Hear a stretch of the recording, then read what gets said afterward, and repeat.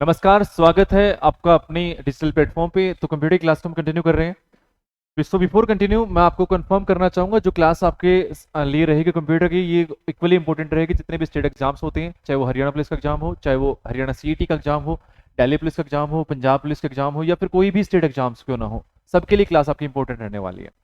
तो स्टार्ट करते हैं फेमस कोट से। आज मुश्किल है, कल थोड़ा बेहतरीन होगा या बेहतर होगा, बस उम्मीद मत छोड़ना, भविष्य जरूर बेहतरीन होगा। तो आप अपनी स्टडी को कंटिन्यू रखिएगा, अपनी तैयारी को कंटिन्यू रखिएगा। इन फ्यूचर में डेफिनेटली आप गवर्नमेंट जॉब लगेंगे और आपके घर वालों का नाम रोशन करेंगे आप। तो तैयारी को बिल्कुल भी नहीं छोड़ना है। तो टॉपिक का जो आज हमारा रहने वाला है वो बहुत आसान सा टॉपिक है, बहुत इंपॉर्टेंट टॉपिक है, और वो रहेगा जनरेशन ऑफ कंप्यूटर। जो यानी कि हर स्टेट एग्जाम्स में, चाहे कोई भी एग्जाम क्यों ना हो, वहां पे इस टॉपिक में से एक क्वेश्चन आपका 100% आता है। तो हम स्टार्ट करते हैं। Generation of computer. तो कंप्यूटर सिस्टम में हमारे पास अभी तक कितनी जनरेशन चाहिए उनके बारे में हम स्टडी करेंगे, और कौन सी जनरेशन में हमने क्या क्या कंपोनेंट्स को यूज किया, वहां पे मेमोरी स्टोरेज के लिए हमने क्या यूज किया, प्लस उसके बाद में कौन कौन से कंप्यूटर्स उस जनरेशन में हमने मैन्युफैक्चर किए, बनाए गए वो कंप्यूटर्स के बारे में हम स्टडी करेंगे। तो टोटल हमारे पास कंप्यूटर साइंस में कितनी जनरेशन है कंप्यूटर फील्ड में? अभी तक हमारे पास कंप्यूटर फील्ड में 5 जनरेशन चाहिए, टोटल 5 जनरेशन चाहिए। ठीक है, तो पहली जनरेशन में हमने क्या क्या स्टडी किया, पहले जनरेशन में हमने क्या क्या इंप्लीमेंट किया, उस चीजों के बारे में हम फर्स्ट जनरेशन में स्टडी करेंगे। तो पहले जनरेशन में क्या है, देखो प्रोसेसर जो हमारे पास था फर्स्ट जनरेशन में, दैट वाज वैक्यूम ट्यूब्स। यानी कि पहले जनरेशन में हमने जो कंप्यूटर बनाने के लिए जो प्राइमरी कंपोनेंट यूज किया था, जो कंप्यूटर मैन्युफैक्चरिंग में हमने यूज किया, दैट वाज वैक्यूम ट्यूब्स। और वैक्यूम ट्यूब देखो आपके सामने कैसे हुआ करती थी, ये डायग्राम है वैक्यूम ट्यूब्स का। यानी कि जो वैक्यूम ट्यूब थी that was working as a processor, वो प्रोसेसर की तरह ही काम कर क्या करती थी, यानी कि प्रोसेसर का वर्क कौन करती थी? वैक्यूम ट्यूब करती थी। ठीक है, स्टोरेज के लिए जो फर्स्ट जनरेशन में हमने यूज किया दैट वाज मैग्नेटिक ड्रम्स। यानी कि मैग्नेटिक ड्रम्स को हमने क्या यूज किया था? स्टोरेज पर्पज के लिए यूज किया था। जो आज के दिन जो हार्ड डिस्क हम यूज करते हैं उसकी जगह उस जनरेशन में, उस दौर में क्या यूज करते थे हम? स्टोरेज के लिए मैग्नेटिक ड्रम्स का यूज करते थे। और इनपुट के लिए जैसे आज प्रेजेंट टाइम में हम कीबोर्ड का यूज करते हैं, बट उस टाइम पे हमारे पास क्या होते थे? पंच कार्ड्स होते थे, और पंच कार्ड्स का हम यूज करते थे for giving input to the computer system. यानी कि कंप्यूटर सिस्टम को अगर हमें इनपुट देना होता था तो हम किसका यूज करते थे? यहाँ पे फर्स्ट जनरेशन में पंच कार्ड्स का यूज करते थे। और जो लैंग्वेज हमारी फर्स्ट जनरेशन में आई, यानी कि जो सिस्टम अंडरस्टैंड करता था फर्स्ट जनरेशन में, आप जिस लैंग्वेज पे हम लोग काम करते थे उसी के थ्रू ही आपका वर्क होता था फर्स्ट जनरेशन में, दैट वाज मशीन लैंग्वेज। उसके बाद में फर्दर लैंग्वेजेस आई हैं, लेकिन पहले जनरेशन की अगर बात करें तो पहले जनरेशन में जो लैंग्वेज हमारे पास हमारे सामने इंट्रोड्यूस हुई थी दैट वाज मशीन लैंग्वेज को इंट्रोड्यूस किया गया था। उसके बाद में क्वेश्चन पेपर में ऐसे भी कुछ क्वेश्चन आते हैं कि हाँ, पहले जनरेशन के कुछ एग्जांपल्स आप बताइएगा कि कंप्यूटर सिस्टम कौन सा आपका फर्स्ट जनरेशन का, कौन सा आपका सेकंड जनरेशन का, कौन सा थर्ड जनरेशन में इंट्रोड्यूस हुआ। तो पहले जनरेशन में जो कंप्यूटर सिस्टम हमारे पास आए that was ENIAC, second one is unique, और एजसेक वाज द कंप्यूटर नेम। ये सारे कंप्यूटर्स आपके, यानी कि ये कंप्यूटर्स आपके इंट्रोड्यूस हुए फर्स्ट जनरेशन में। तो ये हमारे फर्स्ट जनरेशन के बारे में। अब क्वेश्चन क्या पूछ सकता है आपसे? पहली जनरेशन का टाइम इंटरवल क्या था? तो 1946 से लेकर 1959, that was according to NCERT. But कुछ बुक्स में आपको 1942 भी मिल जाएगा, 1942 से 1955 54 समथिंग। यानी कि आप कह सकते हैं 1940s का जो टाइम इंटरवल 1940s के बाद का, और 1950s 55 तक है, 59 तक का ये इंटरवल था। इस टाइम इंटरवल में क्या मिलेगा आपको? फर्स्ट जनरेशन मिलेगा। यानी कि एग्जैक्ट ईयर नहीं पूछेगा आपसे, ये नहीं बोलेगा कि 1958 बोलेगा, यानी कि प्रॉपर टाइम इंटरवल देगा। तो आप उससे आइडिया लगा सकते हैं कि that was the first generation. अब हम सेकंड जनरेशन के बारे में स्टडी करते हैं। देखो सेकंड जनरेशन में क्या है, उसके बाद में आपको कहीं कंफर्म, आप देखिएगा पहले जनरेशन में क्या हुआ, जो कंप्यूटर सिस्टम हमारे सामने बनकर के आया उसका साइज भी क्या होता था? एक रूम लाइक स्ट्रक्चर होता था। यानी कंप्यूटर सिस्टम क्या था? साइज में बड़ा हुआ करता था। तो पहला कंसर्न हमारा ये था कि हमें साइज को भी क्या करना है? स्मॉल करना है। तो वो चीजें भी हमने वहां पे इंप्लीमेंट किया। तो इसलिए हमारे पास कौन सी जनरेशन आई? सेकंड जनरेशन आई। और सेकंड जनरेशन में हमने जो प्राइमरी वर्क किया, पहला जो वर्क किया दैट वाज, हमने रिप्लेस किया वैक्यूम ट्यूब्स को ट्रांजिस्टर के साथ। और ट्रांजिस्टर कैसा होता है? देखिए डायग्राम में, ऐसा कंप्यूटर सिस्टम में क्या होता है, ट्रांजिस्टर हुआ करता था जो आपका सेकंड जनरेशन में हमने यूज किया। और उसमें क्या किया गया? वैक्यूम ट्यूब को रिप्लेस करके हमने ट्रांजिस्टर का यूज किया। तो कंप्यूटर साइज क्या हो गया? छोटा हो गया। आप कह सकते हैं थाउजेंड्स ऑफ वैक्यूम ट्यूब्स की जगह हमने क्या किया? एक सिंगल ट्रांजिस्टर से काम कंप्लीट किया। तो कंप्यूटर का साइज क्या हो गया, पहले जनरेशन के कंपैरिजन में छोटा साइज हो गया यहाँ पर। और जो लैंग्वेज हमारे सामने आई दैट वाज असेंबली लैंग्वेज। देखो पहली जनरेशन में जो लैंग्वेज आई, ये भी क्वेश्चन पेपर में एग्जाम में आता है कि पहली जनरेशन में हमारे सामने कंप्यूटर फील्ड में कौन सी लैंग्वेज आई थी, तो वो कौन सी थी, आपकी मशीन लैंग्वेज थी। लेकिन सेकंड जनरेशन में क्या हुआ, मशीन लैंग्वेज के बाद में हमारे सामने जो आगे वो कौन से आगे, असेंबली लैंग्वेज भी इंट्रोड्यूस हो गई थी। लेकिन असेंबली लैंग्वेज कौन सी जनरेशन में आई, हमारी सेकंड जनरेशन में आई।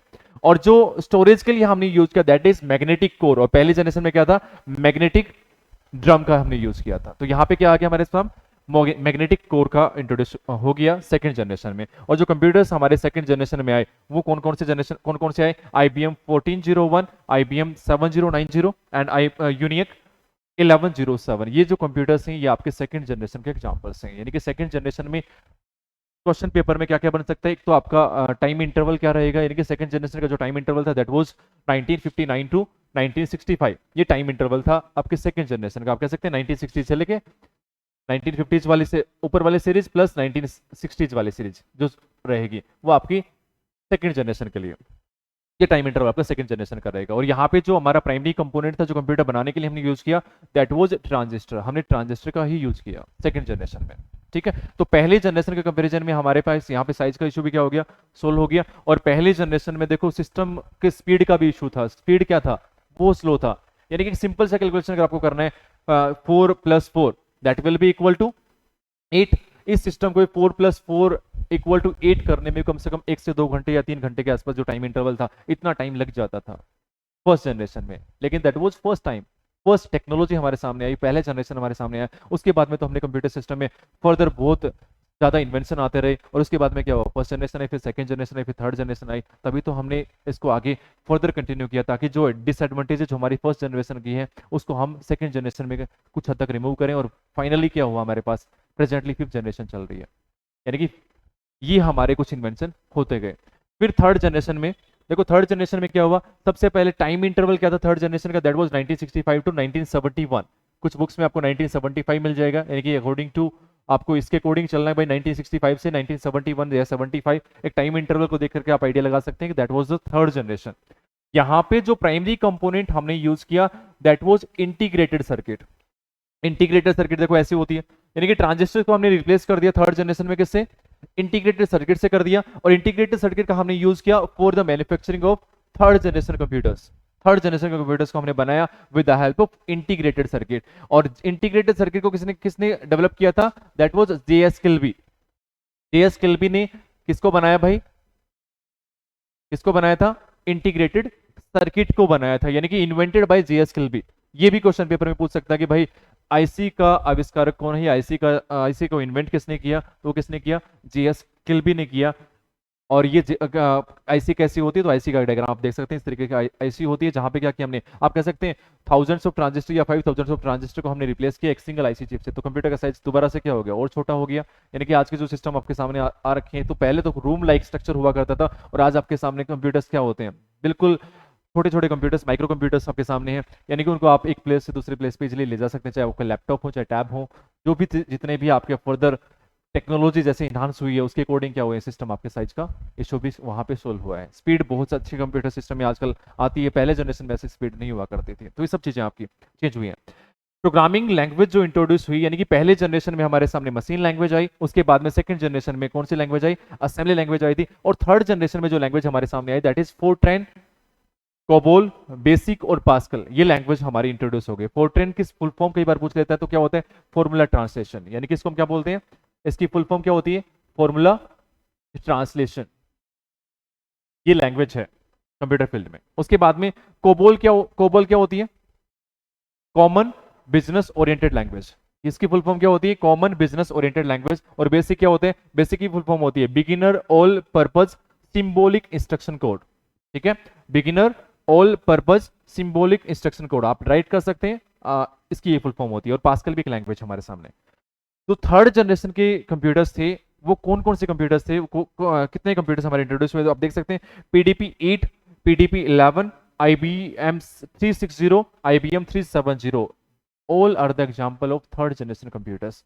एक और क्वेश्चन आपके लिए इंपॉर्टेंट बनता है कि विश्व की पहली कंप्यूटर कंपनी जिसने कंप्यूटर बनाया, कौन सी है आपके सामने, कौन सी है भाई? आईबीएम है। आईबीएम नहीं, पहले कंप्यूटर देखो, फर्स्ट जनरेशन के कंप्यूटर्स भी आईबीएम ने बनाए थे, सेकंड जनरेशन में भी आईबीएम ने बनाए हैं। और आईबीएम की फुल फॉर्म क्या होती है? क्या फुल फॉर्म होती है भाई? International, international business, B for business machine, ये फुल फॉर्म होती है आईबीएम। यानी कि आईबीएम एक कंप्यूटर फील्ड की बहुत बड़ी कंपनी है, तो फर्स्ट कंपनी आप कह सकते हैं। उन्होंने उसी कंपनी ने किसको बनाया? पीडीपी 8, पीडीपी 11, आईबीएम 660 और आईबीएम 370, ये कंप्यूटर्स भी आईबीएम के द्वारा ही बनाए गए। ठीक है, ये सारे के सारे एग्जांपल्स। और फर्स्ट जनरेशन में भी जो एनिएक था, यूनिवेक था, ऑल आर द मैन्युफैक्चरर और गिवन बाय आईबीएम कंपनी। ठीक है, तो ये आपका थर्ड जनरेशन का। फिर आता है फोर्थ जनरेशन में हमने क्या किया। देखो फोर्थ जनरेशन आप कह सकते हैं, fourth generation and fifth generation presently ongoing है। फोर्थ एंड फिफ्थ जनरेशन, अभी भी हम फोर्थ जनरेशन का कंप्यूटर्स को यूज करते हैं। जितने कंप्यूटर्स आपके पास हैं, चाहे माइक्रो प्रोसेसर आप यूज करते हैं, बहुत सारे कंप्यूटर्स हैं जो आपकी फोर्थ जनरेशन का अभी भी यूज हो रहे हैं, प्लस फिफ्थ जनरेशन भी ऑनगोइंग है, फिफ्थ जनरेशन में भी आप काम कर रहे हैं। तो फोर्थ जनरेशन में देखो हमारे सामने सबसे पहले time interval 1972 to present, we are working on fourth generation. ठीक है, उसके बाद में जो प्राइमरी कंपोनेंट हमने कंप्यूटर को बनाने के लिए फोर्थ जनरेशन में यूज किया, that was micro processor, and presently we are using micro processor computer system में। अब यहां से क्वेश्चन क्या बनता है कि भाई पहला माइक्रो प्रोसेसर कौन सा था, और माइक्रो प्रोसेसर कौन सी कंपनी बनाती है? इंटेल बनाती है। इंटेल बनाती है भाई, इंटेल एक कंपनी है, कह सकते हैं इंटेल। इंटेल ने पहला प्रोसेसर बनाया था, दैट वाज 4004। 4004 क्या था? पहला माइक्रो प्रोसेसर था जो कंप्यूटर फील्ड में आया, और वो किसने बनाया था? इंटेल ने बनाया था। आजकल तो बहुत सारे सिस्टम ऐसे आते हैं, बहुत सारे और भी कंपनी जाके एएमडी प्रोसेसर आता है, तो ऐसे इंटेल ने क्या किया था? इंटेल ने 404 पहला माइक्रो प्रोसेसर बनाया था, उसको अब यूज किया गया था। ठीक है, तो उसके बाद में बहुत सारे और भी एग्जांपल्स आए हैं। लेकिन ये जो माइक्रो प्रोसेसर कौन सी टेक्नोलॉजी का एग्जांपल है? तो ये वीएलएसआई का, very large scale, very large scale integration. ठीक है, वेरी लार्ज स्केल इंटीग्रेशन, यानी कि, और इससे पहले जो थर्ड जनरेशन था उसमें हमने आईसी को यूज किया था, वो आपका था एलएसआई। उसकी फुल फॉर्म क्या होती है? Large scale integration. और ये आपका क्या हो गया? Very large scale integration. ठीक है, तो ये आपका एग्जांपल यहां पे रहेगा। उसके बाद में देखो ये आपकी फोर्थ जनरेशन हो गया। फिफ्थ जनरेशन में भी हमने देखो क्या किया। फिफ्थ जनरेशन में हमने क्या किया? देखो यहाँ पे क्या हो गया? यूएलएसआई का यूज किया, यानी कि अल्ट्रा लार्ज स्केल इंटीग्रेशन, इसका हमने यूज किया। और यहाँ पे जो मेन, जो नया चेंज आया हमारे सामने, दैट इज एआई।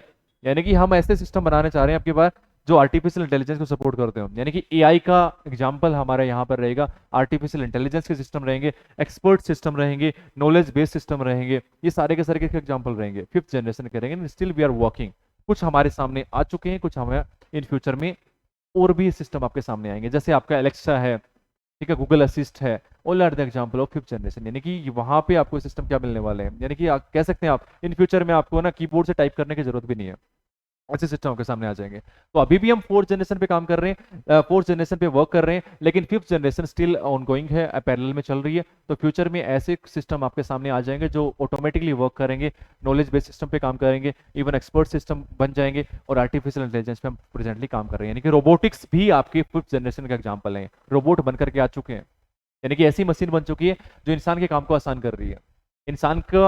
इंसान सोचता है, उससे पहले रोबोट भी आपके सामने आ गए होंगे। भाई रोबोट भी क्या है? आपके इंसान की तरह काम करते हैं, यानी कि फीलिंग्स उसमें डाल दी गई है, आप कह सकते हैं। ऐसे कुछ एग्जांपल्स, या अपने लेवल पे डिसीजन ले पा रहे हो, ऐसे सिस्टम हम बनाना चाहते हैं। क्योंकि अभी तक जितने भी सिस्टम्स हैं, जितने भी कंप्यूटर सिस्टम्स हैं, उनमें आपको इंस्ट्रक्शन देना होता है, बट हम फ्यूचर में ऐसे सिस्टम चाहते हैं जिनको इंस्ट्रक्शन ना देना पड़े, वो अपने लेवल पे डिसीजन भी ले सकें। तो ये कुछ फर्दर जनरेशन आपकी फ्यूचर में आ रही है, जहां पे टेक्नोलॉजी का चेंज होगा, प्लस में बहुत अच्छे ऐसे कंप्यूटर सिस्टम आएंगे जिनके थ्रू हम फ्यूचर में हम सोच सकते हैं कि वो अपने लेवल पे डिसीजन लेंगे। और आर्टिफिशियल इंटेलिजेंस का यहाँ पे क्या आ जाएगा? शुरुआत एक तरीके से बहुत पहले हो चुकी है, बट यहाँ पे सिस्टम आपके क्या रहेंगे? बिल्कुल टॉप क्लास सिस्टम रहेंगे, यानी कि बहुत एक्सपर्ट सिस्टम रहेंगे जो फ्यूचर में इंडिया कह सकते हैं लोगों का काम क्या करेंगे, या फिर पीपल का काम क्या करेंगे, आसान करेंगे। और फ्यूचर में इंडस्ट्रीज में भी कंप्यूटर हो सकते हैं कि भाई इंडस्ट्रीज में भी क्या होंगे? रोबोट्स का यूज किया जाए। तो कुछ चीज़ें आपकी क्या होंगी? यहाँ पे चेंज होंगी। तो आज की क्लास में हमने केवल जनरेशन के बारे में स्टडी किया। अगली क्लास हम लेकर के आएंगे जहाँ पे हम कंप्यूटर के जो मेन टर्म्स हैं उनके बारे में हम स्टडी करेंगे। तो आज के लिए केवल इतना ही। Thank you very much. Thank you.